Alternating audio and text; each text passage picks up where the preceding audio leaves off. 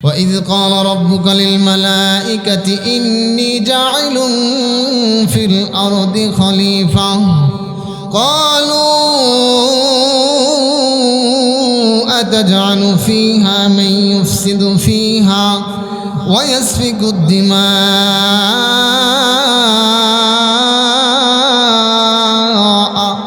ونحن نسبح بحمدك ونقدس لك قال إني أعلم ما لا تعلمون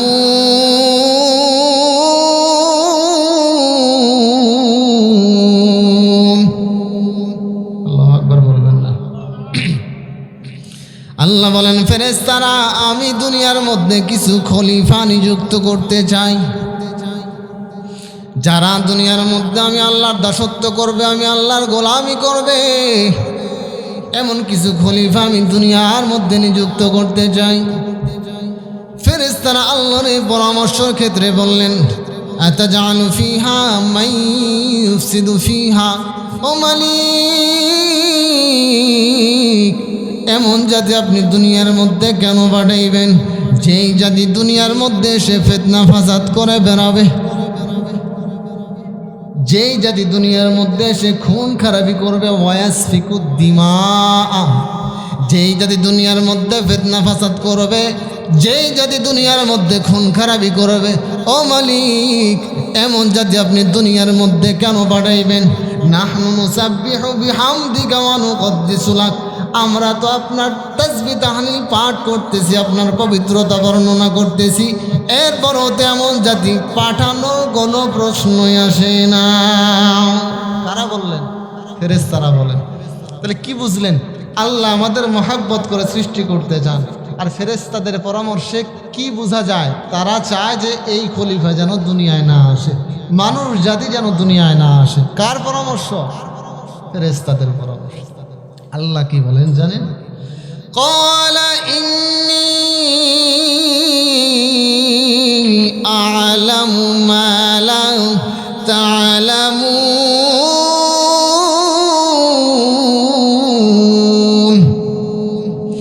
আল্লাহ বলেন ও ফেরেশতা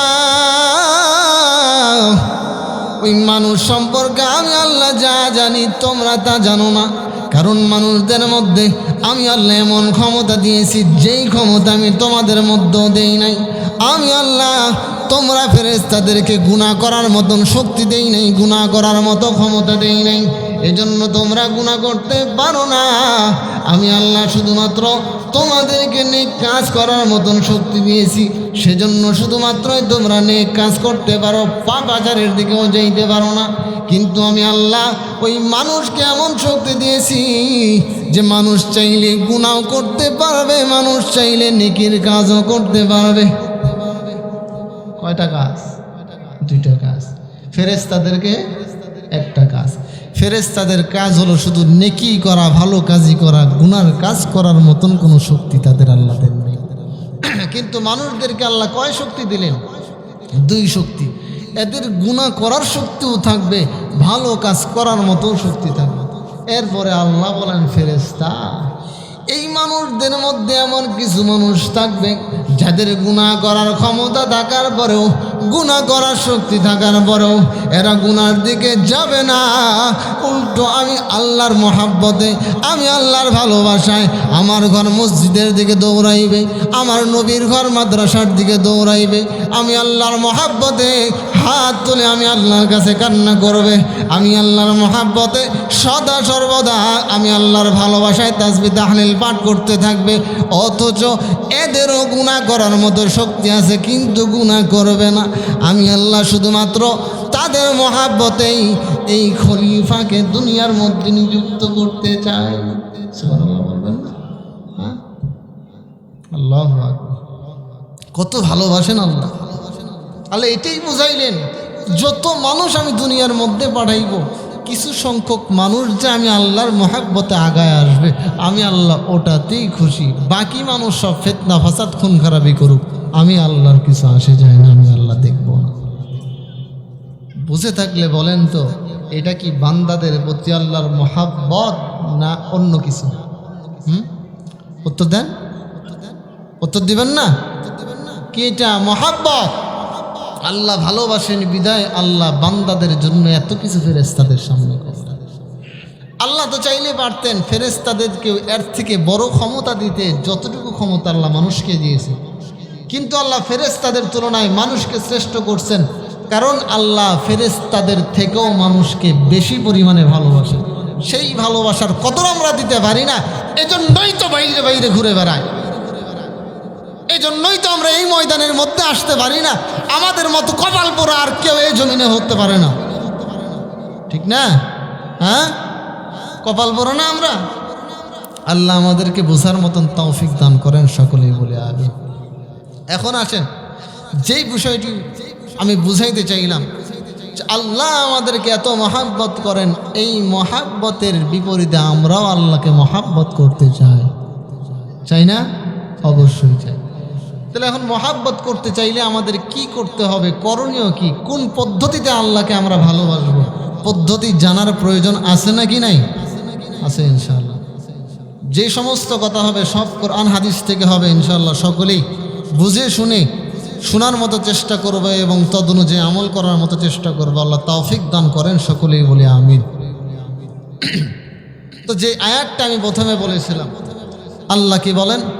কুল ইন কুনতুম তুহিব্বুনাল্লাহ ফাত্তাবিউনি ইউহিব্বুকুমুল্লাহ ওয়া ইয়াগফির লাকুম যুনুবাকুম ওয়াল্লাহু গফুরুর রহিম। আল্লাহ তাআলা আল্লাহর নবীকে জানায় দেন, ও পয়গম্বর, আপনি আপনার সকল উম্মতদেরকে জানায় দেন, তাদের মধ্যে যেই সমস্ত উম্মতরা আমি আল্লাহকে ভালোবাসতে চাই, যেই সমস্ত উম্মতরা আমি আল্লাহকে মহাব্বত করতে চাই, আপনি নবী তাদের জানায় দেন তারা যেন আপনি নবীকে ভালোবাসে। কি বুঝলাম? নবীরে ভালোবাসলে আল্লাহরে ভালোবাসা হইবে, আল্লাহরে ভালোবাসতে চাইলে নবীরে ভালোবাসা লাগবে। এর মানে এটাই দাঁড়ায়, নবীরে যদি ভালোবাসতে পারি আল্লাহরে আমরা ভালোবাসা হয়ে যাবে, হবে না? এই ভালোবাসা যদি আমরা দিতে পারি, আল্লাহ বলো পয়গম্বর জানায় দেন তাদেরকে আমি আল্লাহ 2টা পুরস্কার দেব। কয়টা পুরস্কার? 2টা পুরস্কার। প্রথম পুরস্কার ইউহিব্বুকুমুল্লাহ, যারা নবীকে ভালোবাসতে পারবে, নবীরে মহাব্বত করতে পারবে, আল্লাহ বলেন তাদেরকে আমি আল্লাহ স্বয়ং ভালোবাসবো। 1 নম্বর পুরস্কার, সুবহানাল্লাহ বলবেন না? 2 নম্বর পুরস্কার ওয়াগফির লাকুম যুনুবাকুম, আমি আল্লাহ তাদের জীবনের সমস্ত গুনাহ খাতাগুলি মাফ করে দেব। আর আসতে বলেন সুবহানাল্লাহ। হ্যাঁ, তাহলে 2টা পুরস্কার পাইলাম শুধুমাত্র নবীরে ভালোবাসলে। প্রথম পুরস্কার, নবীরে ভালোবাসলে আল্লাহরে ভালোবাসা হবে, এজন্য আল্লাহও আমাদের ভালোবাসবেন। দ্বিতীয় পুরস্কার, রসুলরে ভালোবাসলে আল্লাহ আমাদের জিন্দেগির সমস্ত গুনাহ খাতাগুলি মাফ করে দেবেন। তাহলে নবীরে ভালোবাসার প্রয়োজন আছে নাকি নাই? তাহলে প্রথমে বলছিলাম আল্লাহকে ভালোবাসতে হবে, এখন তো 2জন আসলো, আল্লাহকেও ভালোবাসা, রসুলকেও ভালোবাসা। রসুলকে কিভাবে ভালোবাসবো? পদ্ধতি জানার দরকার আছে না? অবশ্যই আছে। তা আল্লাহর নবী কেমনে আমাদেরকে বুঝিয়ে দিলেন রসুলকে ভালোবাসতে হবে। সাহাবায়ে কেরাম একদিন রসুলের প্রশ্ন করলেন, ইয়া রাসূলুল্লাহ, ইয়া হাবিব আল্লাহ, আপনি তো কিয়ামত পর্যন্ত দুনিয়ায় থাকবেন না, তো আপনার যেই সমস্ত উম্মত আপনি মারা যাওয়ার পরে দুনিয়ায় আসবে, ওই সমস্ত উম্মত আপনি নবীকে কিভাবে ভালোবাসবেন? আল্লাহর নবী সাহাবাদের এই প্রশ্নের জবাবে বললেন, মান আহাব্বা সুন্নতি ফাকাদ আহাব্বানি ওয়া মান আহাব্বানি কানা মাই ফিল জান্নাহ। সুবহানাল্লাহ। আল্লাহর নবী জানায় দেন রে সাহাবায়ে কেরাম, আমি যদিও সারা জীবন থাকবো না, তবে আমি চলে গেল আমার উম্মত একটা পদ্ধতিতে আমি নবীকে ভালোবাসতে পারবে। বলেন তো সেই পদ্ধতি জানার দরকার আমাদের আছে নাকি নাই? আছে না? আরো জোরে বলেন। আল্লাহর নবী বলে, আমার যে সমস্ত উম্মত আমি নবীকে ভালোবাসতে চাই, আমি নবীকে মহাব্বত করতে চাই, তাইলে তারা জানো আমার সুন্নতকে আঁকড়া ধরে আমার সুন্নতকে ভালোবাসে। ফাকাদ আহাব্বানি ওয়া মান আহাব্বানি কানা মাই ফিল জান্নাহ। নবী বলেন আমারে ভালোবাসতে চাইলে আমার সুন্নতরে ভালোবাসবে, সুন্নতরে যদি ভালোবাসতে পারে তাইলে আমি নবীকে ভালোবাসা হবে। আর যদি আমি নবীকে ভালোবাসতে পারে, আমি নবী ওয়াদা দিলাম আমি নবীর সঙ্গে সেই উম্মত জান্নাতের মধ্যে থাকবে। নবীরে ভালোবাসার ফজিলত পাইলাম কিনা? অবশ্যই পাইলাম। আর সবথেকে বড় কথা, নবীকে ভালোবাসার পদ্ধতিও পাইলাম, যে নবীর সুন্নতকে যারা আঁকড়ে ধরতে পারবে, নবীর সুন্নতকে যারা ভালোবাসতে পারবে, তারাই প্রকৃতপক্ষে নবী প্রেমিক, নবীর পাগল, অন্য কেউ নয়। তাহলে কি বুঝবেন? যারা নামাজের জন্য মসজিদে যায় না, নামাজের সময় অন্যদিকে দৌড়ায়, যারা ইবাদত বন্দিগির বেলায় নাই, অন্য অন্য কাজের বেলায় ঠিক হয়ে আছে, এই জায়গায় এখন একটা জান্নাতের বাগান হইছে, মানুষ নাই। একটা গানের অনুষ্ঠান যদি হইতো, গানের ব্যান্ডেল যদি হইতো, মানুষ কিন্তু টাকা দিয়ে আইতো, টাকা দিয়ে আসতো না? গানের প্যান্ডেলে বেশিরভাগ সময় টাকা নেয় না? হ্যাঁ, টাকা নিয়ে ঢুকতে হয়, এরপরেও মানুষের অভাব হয় না। কিন্তু একটা জান্নাতের বাগান এখন তো বুঝবো না, মরি তারপর বুঝবো। আগে তো কবরে যাই, তারপর বুঝতে পারবো এটার মর্ম কী ছিল। কিন্তু আমরা কুমলা দেখলাম, কুমলা আমরা মারলাম, কি মানতে পারলাম না, আফসোস সেই সময় হবে। আল্লাহ বুঝার তৌফিক দান করেন, সকলে বলে আমিন। এই সব কিছু থেকে আমাদেরকে হেফাজত করেন, সঠিক জিনিস বুঝার তৌফিক দান করেন, সকলেই বলে আমিন। তো যেই কথা বলতেছিলাম, আল্লাহ নবীকে ভালোবাসতে হলে নবীর সুন্নতকে ভালোবাসতে হবে। এখন নবীর সুন্নত কি তো বলতে পারবেন কেউ? নবীর সুন্নত কি? সুন্নত দ্বারা যেটা উদ্দেশ্য, আল্লাহ রসুল, আল্লাহ রসুলের জীবনে যা কিছু করছেন ওই সব রসুলের সুন্নত। তার মানে আমরা যেগুলোকে সুন্নত হিসাবে জানি এগুলোও সুন্নত, যেগুলোকে ফরজ হিসাবে জানি এগুলোও এই হিসাবে সুন্নত, কারণ রসুল করছেন। যেগুলো আমরা ওয়াজিব হিসাবে জানি এগুলোও সুন্নত, কারণ রসুল করছেন।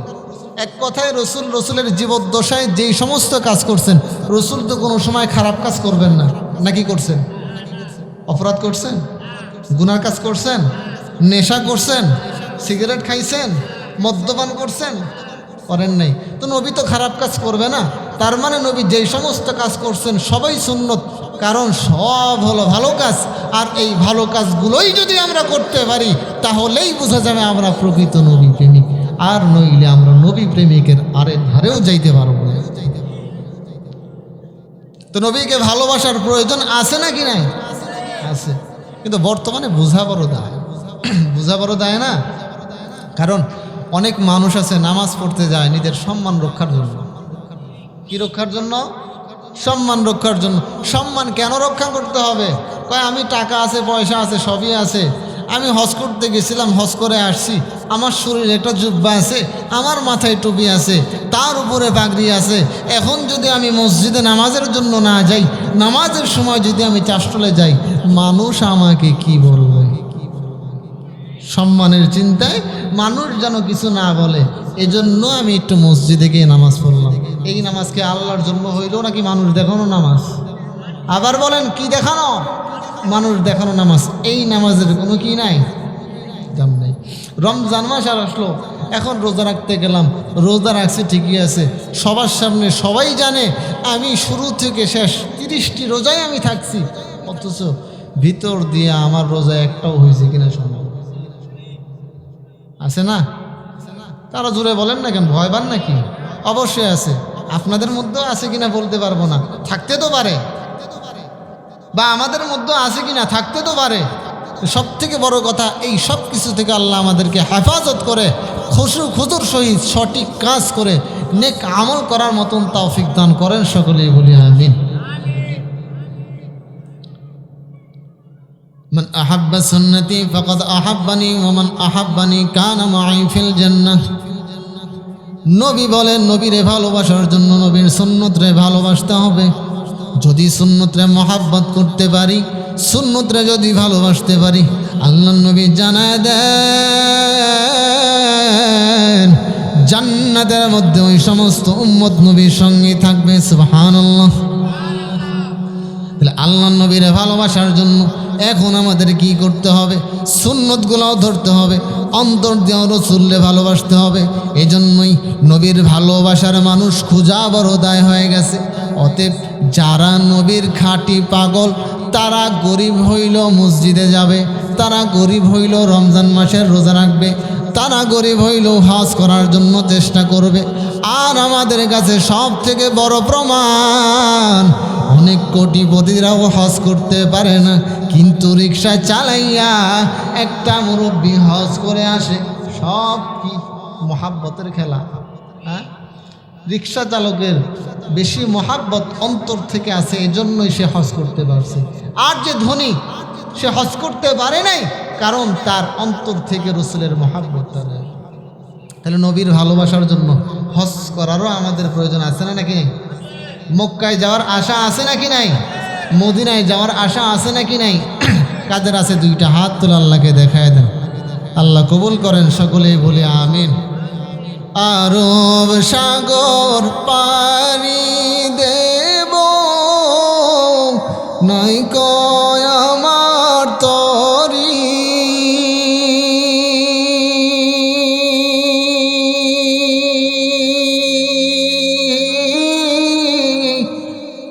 পাখি না যেও রে যাব, ডানাতে ভর করি। আমার আশায় আছে সম্বল নাই, আশায় আছে সম্বল নাই, করি কি উপায়?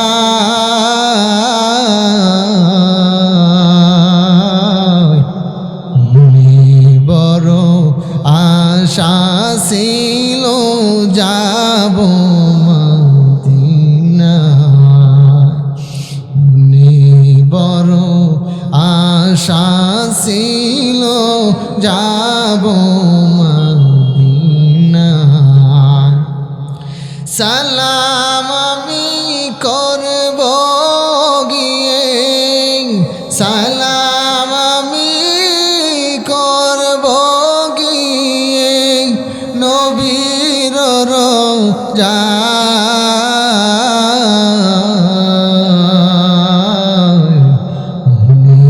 বড় আশা ছিল যাব মদিনায়, বড় আশা ছিল যাব মদিনায়। আশা আছে নাকি না? এ নবীর উম্মত, ও হরিগাছার মুমিন, ওই নবীর জন্য মহাব্বত আমাদের আনা কেন প্রয়োজন জানি? কারণ ওই নবী উম্মতের ভালোবাসায়, উম্মতের মহাব্বত মদিনা ছেড়ে হারিয়ে গেছেন। নবীরে কেউ খুঁজে পায় না। কই গেল নবী? কেউ পায় না। সাহাবায়ে কেরাম খুঁজেন মদিনার অলি গলি, কোথাও নবীরে পায় না। দয়ার নবী, মায়ার নবী কোথায়? যখন কোথাও পায় না, তখন সাহাবায়ে কেরামের মধ্যে কান্নার একটা আহাজারি পড়ে গেল।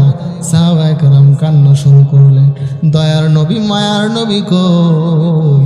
যেই নবী এতদিন আমাদেরকে দিন শিক্ষা দিত, যেই নবী আমাদেরকে গুনার কাছ থেকে দূরে রাখতো, আজকে ওই নবীরে খুঁজে পায় না। সাহাবায়ে কেরাম সহ্য করতে পারে না। কিছু কিছু সাহাবী তো এমন কান্না করতে করতে জমিনের মধ্যে ঘোরাঘুরি খায়। নবীজির দুই নাতি হাসান এবং হুসাইন আম্মা জানের কাছে গিয়ে বলে, মা বলো না আমাদের নানা জান রেখে আমরা খুঁজে পাবো না। কারণ ওই নানা, যেই নানা আমাদেরকে এতটাই ভালোবাসতো, ওই নানা আমাদেরকে পিঠের মধ্যে করে চড়াইয়া ঘোড়ার মতো খেলা করতো, আনন্দ করতো।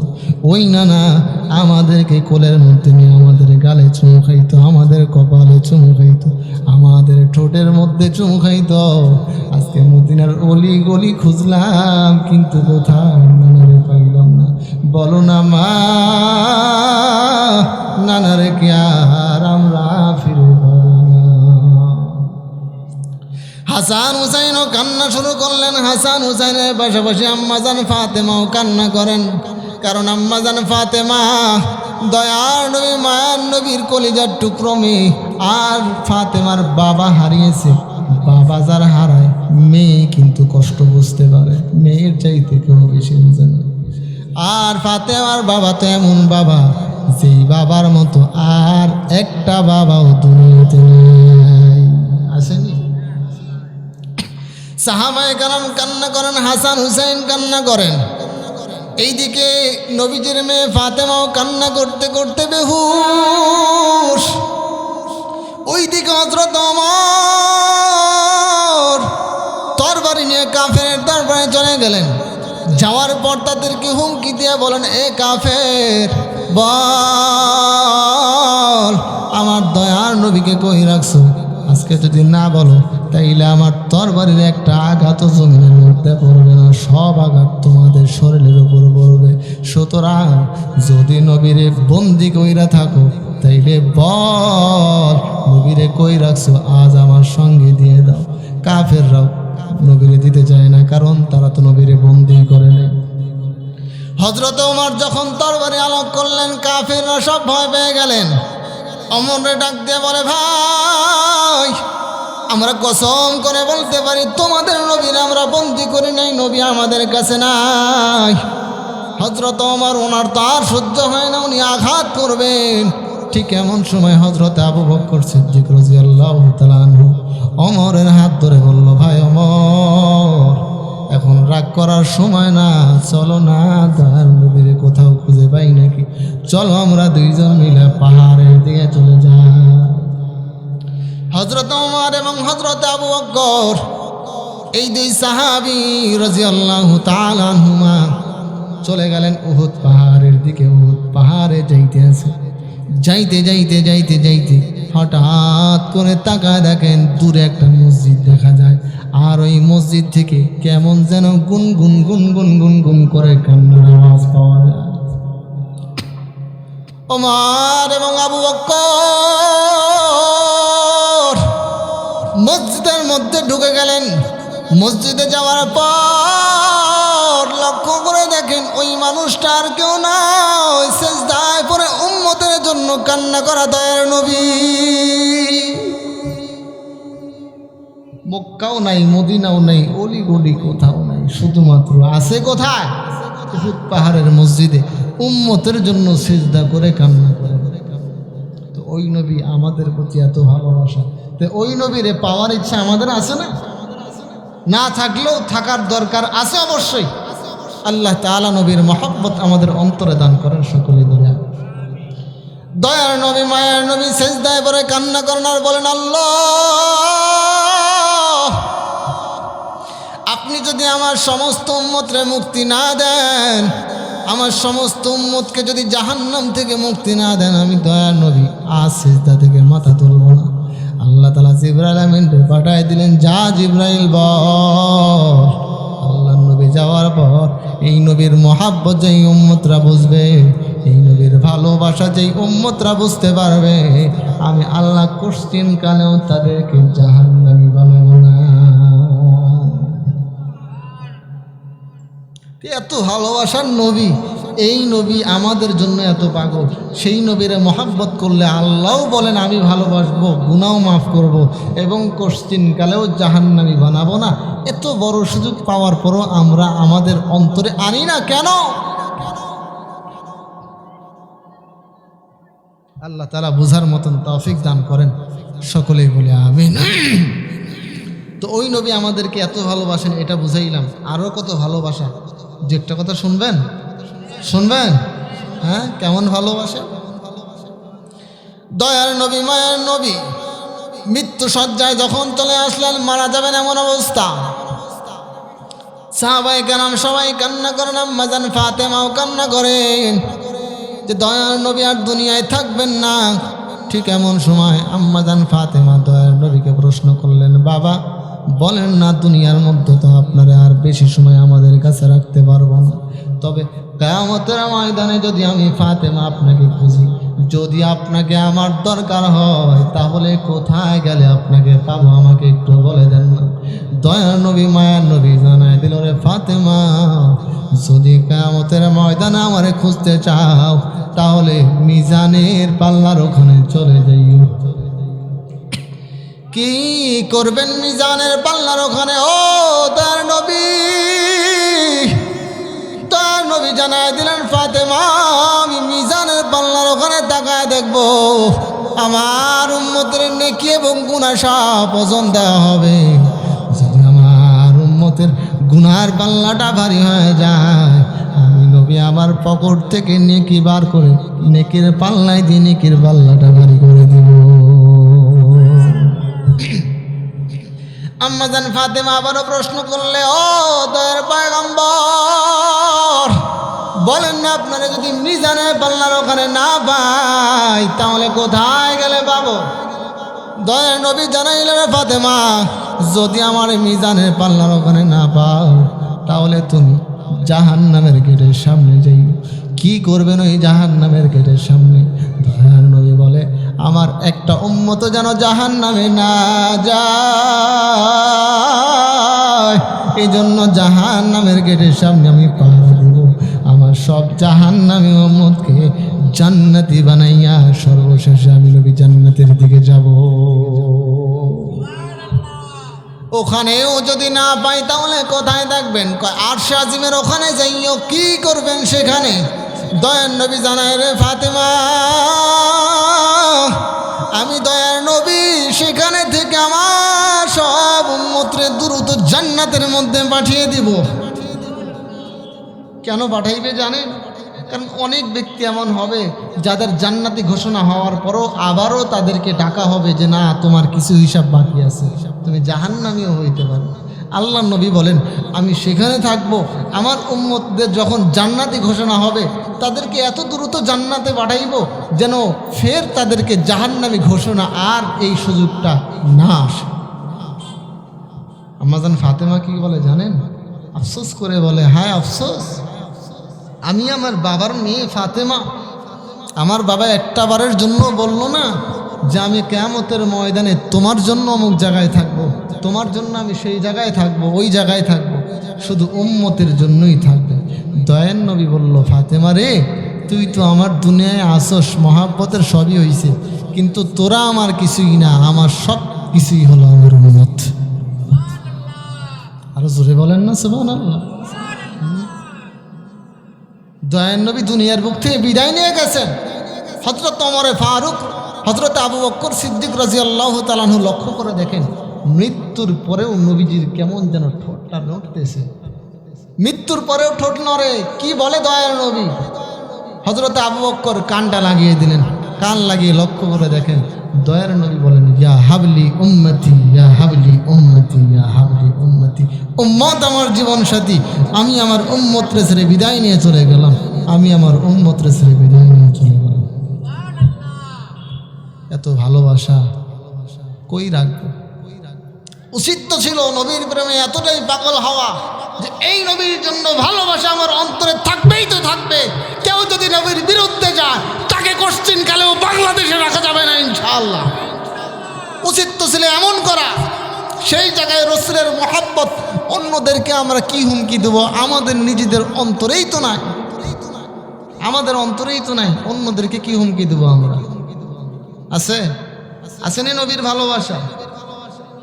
কই আছে? নবীর মহাব্বতের দাড়ি, নবীর মহাব্বতের টুপি, নবীর মহাব্বতের জুব্বা, নবীর মহাব্বতের পোশাক, নবীর মহাব্বতের চলাফেরা, কোনো কিছুই আমাদের ভিতর থেকে নাই। অথচ বলি নবীর মহাব্বত আমাদের ভিতরে আছে। রাসূল তো কইছে, আমার ভালোবাসা প্রকাশ পাবে তখন উম্মতরা আমার সুন্নত আদায় করে চলবে যখন। তাহলে নবীর সুন্নত আজ থেকে আমরা সবাই আঁকড়ে ধরে থাকবো তো ইনশাআল্লাহ? নবীর সুন্নতকে আমরা পরিপূর্ণ মানার সহিত আমল করতে পারবো তো ইনশাআল্লাহ? তদনুযায়ী নবীর মহাব্বত আমাদের অন্তরে আমরা নিয়ে আসবো ইনশাআল্লাহ। আল্লাহ তাআলা নবীর মহাব্বত আমাদের সকলের অন্তরে আনুন, সকলেই বলে আনুন। তো দুইটা বিষয়ে কথা বলতে চাচ্ছিলাম, যে দুইটা বিষয়ই বললাম। এক হলো আল্লাহর মহাব্বত, দ্বিতীয় হলো রসুলের মহাব্বত। রসুলের মহাব্বতের কথাটি বললাম, আল্লাহর মহাব্বতের কথাও বলছি, কারণ আল্লাহর মহাব্বতের জন্য খুব বেশি